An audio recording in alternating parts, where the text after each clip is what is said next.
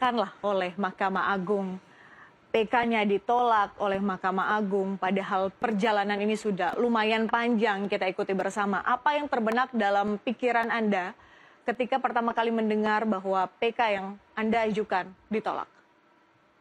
Ini Pak Patricia, pertama-tama tentu sebagai insan hukum, saya mesti katakan apa yang sudah diputuskan oleh Mahkamah Agung, kami sebagai kuasa hukum dan penasihat hukum daripada 7 terpidana, kami hargai putusan pertimbangan Mahkamah Agung.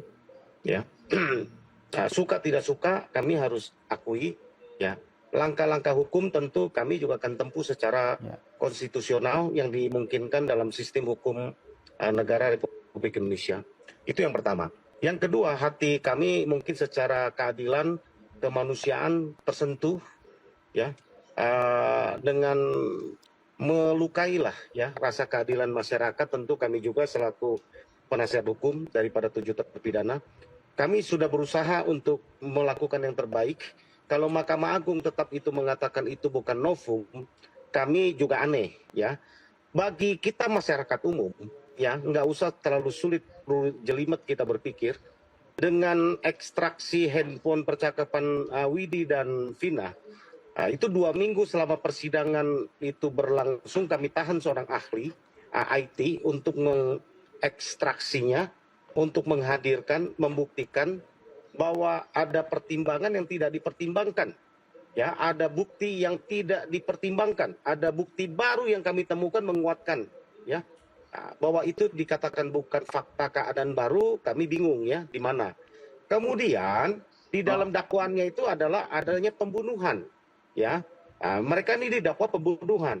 Ada saksi yang mengatakan melihat malam itu bahwa terjadi kecelakaan.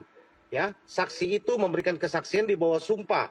Ya, mereka didakwa pembunuhan. Apakah itu bukan keadaan baru? Ya, atau itu bukan sesuatu yang patut untuk menjadi pertimbangan? Itu juga kami pertanyakan. Belum lagi dengan banyak faktor ya, seperti yang sangat miris buat kami membuktikan dari awal mereka ini tidak pernah didampingi oleh penasihat hukum. Ya, sesuai dengan KUHP, di atas tuntutan 5 tahun, ya, bahwa mereka itu wajib untuk didampingi. Ya, ini prinsip Miranda Rules. Ya, prinsip Miranda Rules ini dilanggar nyata-nyata dan banyak ya jurisprudensi Mahkamah Agung yang membatalkan putusan ya yang tingkat kedua dan bahkan kasasi terhadap pidana-pidana yang lain ya. Ini jelas-jelas kami bisa buktikan mereka tidak didampingi oleh penasihat hukum, ini pun tidak dipertimbangkan. Itu sebabnya kami belum banyak mau berkomentar sampai kami mendapatkan salinan putusannya. Lalu kami baru akan mengambil langkah-langkah yang akan dilakukan lah. Hari ini kami bertemu dengan keluarga para terpidana, kami menenangkan mereka. Kami bertemu tadi berkunjung ke Lapas Kesambi, Cirebon, untuk bertemu dengan 7 terpidana, kami kuatkan mereka. Secara manusia mereka terluka, frustasi, putus asa, penuh dengan tangisan di dalam lapas. Ya, kami pun ya menenangkan mereka. Kami tanyakan ya beberapa hal itu yang nanti akan menjadi langkah hukum kami. Satu hal Mbak Patricia, kami tanyakan tadi di lapas kepada 7 terpidana bahwa kami sampaikan ada beberapa langkah hukum yang dimungkinkan konstitusi kita. Mulai dari gerasi, mulai dari abolisi, mulai sampai kepada amnesti, sampai kepada jalur PK2, PK3. Kami sampaikan konsekuensinya kalau gerasi mereka harus mengakui perbuatannya, ya, bahwa mengakui adanya pembunuhan ini, baru memohon ampun, meminta pengampunan kepada presiden lewat presiden gerasi, minta diampuni. Mereka jelas-jelas sampaikan sampai 2 kali tadi saya tanyakan kepada mereka untuk memastikan.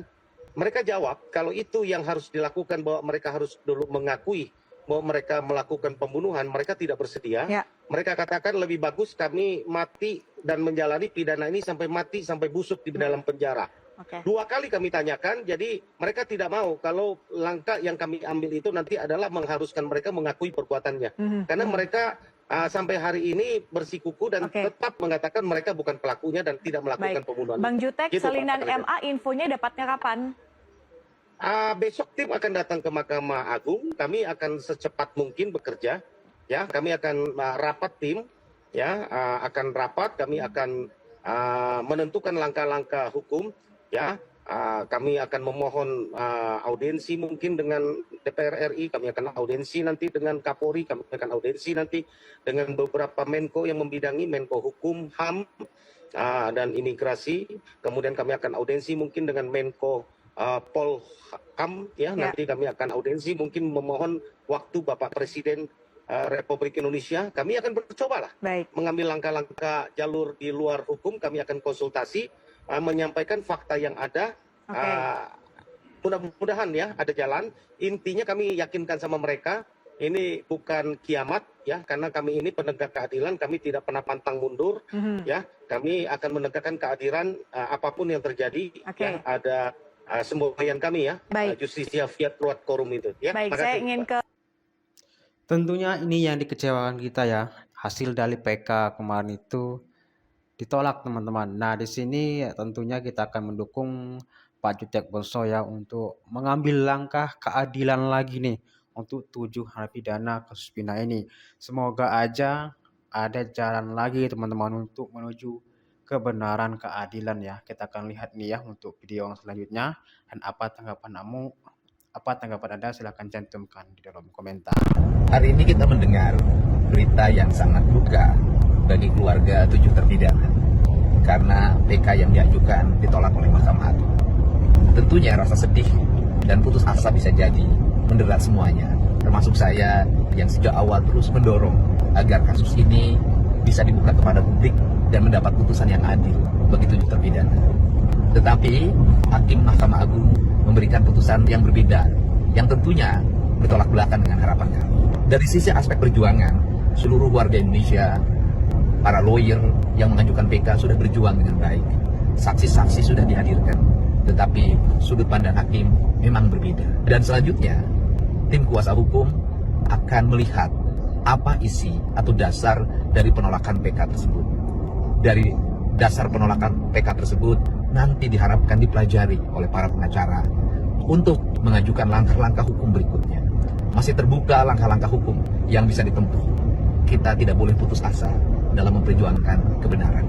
Semoga PK yang ditolak ini menjadi jalan untuk kita terus berjuang agar pada akhirnya kita bisa membuktikan bahwa 7 terpidana tidak bersalah. Dan berdasarkan informasi yang saya terima dari Pak Jutek bahwa bisa langkah-langkah yang dilakukan setelah mempelajari bisa melakukan PK yang kedua atau langkah-langkah hukum lainnya sebagai jalan untuk membebaskan mereka. Semoga duka ini tidak membuat kita putus asa, tetapi memacu kita untuk terus bersemangat memperjuangkan hak-hak orang-orang kecil. Terima kasih pada seluruh warga netizen di seluruh Indonesia yang selama ini konsisten memberikan dukungan, doa, dan harapan. Dan kita tidak boleh berhenti untuk memperjuangkan kebenaran. Saya tentu saja dalam posisi menghormati putusan majelis hakim. Tetapi secara realistis tidak bisa saya tepis dari kepala saya kekhawatiran bahwa otoritas penegakan hukum kita, wabil khusus Mahkamah Agung, hari-hari belakangan ini tampaknya akan menjadi sorotan masyarakat luas terkait dengan putusan yang ternyata tetap mengharuskan para terpidana menjalani hukuman seumur hidup mereka di balik jeruji penjara. Ramalan saya tetap positif sekitar jam 8 pagi tadi, tapi tentu saja sekarang saya harus mencoba menenangkan hati saya pribadi, mengetahui adanya putusan yang 180 derajat berbeda dari harapan dari ramalan saya. MA sudah memutuskan untuk menolak PK yang diajukan oleh para terpidana melalui kuasa hukumnya. Maka sebenarnya ada 2 langkah, ya setidaknya ada 2 langkah yang bisa diupayakan oleh kuasa hukum para terpidana. Ya. Langkah yang pertama adalah melakukan judicial review ke Mahkamah Konstitusi, dalam hal ini untuk mendapatkan akses terhadap barang bukti. Karena selama ini barang bukti tersebut dalam tanda kutip dalam penguasaan pihak-pihak terkait saja. Maka apabila judicial review tersebut dikabulkan oleh MK, maka dimungkinkan kuasa hukum dari terpidana untuk melakukan pengujian terhadap barang bukti tersebut. Bahkan pula dimungkinkan untuk mendapatkan barang bukti tandingan. Lalu langkah yang kedua adalah apabila langkah pertama dikabulkan oleh Mahkamah Konstitusi, maka dimungkinkan untuk dilakukannya PK lanjutan dengan dasar dan landasan poin pertama atau langkah pertama. Jangan melakukan PK lanjutan dengan cara dan metode yang sama seperti yang sudah dilakukan. Karena apabila masih menggunakan metode dan cara yang sama, maka akan kembali ditolak oleh MA. Dua langkah hukum tersebutlah yang bisa dilakukan oleh kuasa hukum dari para terpidana. Namun harus diingat, dua langkah hukum tersebut harus dilakukan secara berurutan karena satu sama lain saling berkaitan, tidak bisa terpisahkan. Ya, mudah-mudahan masukan ini bisa menjadi sebuah solusi terbaik untuk mengupayakan pembebasan dari para 7 terpidana.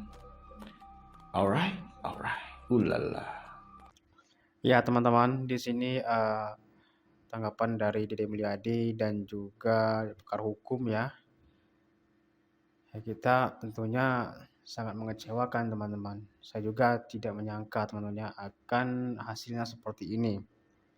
Sudah jelas bukti-bukti dan saksi telah mengaku ya, tinggal AF nih dan Pak Pasreng juga, Pak RT yang nggak muncul nih teman-teman ya. Nah, di sini kita tunggu aja ya, masih ada jalan lagi untuk menuju kebaikan ya, agar 7 pidana ini dibebaskan teman-teman ya. Jadi apa tanggapan Anda? Silahkan cantumkan di dalam komentar.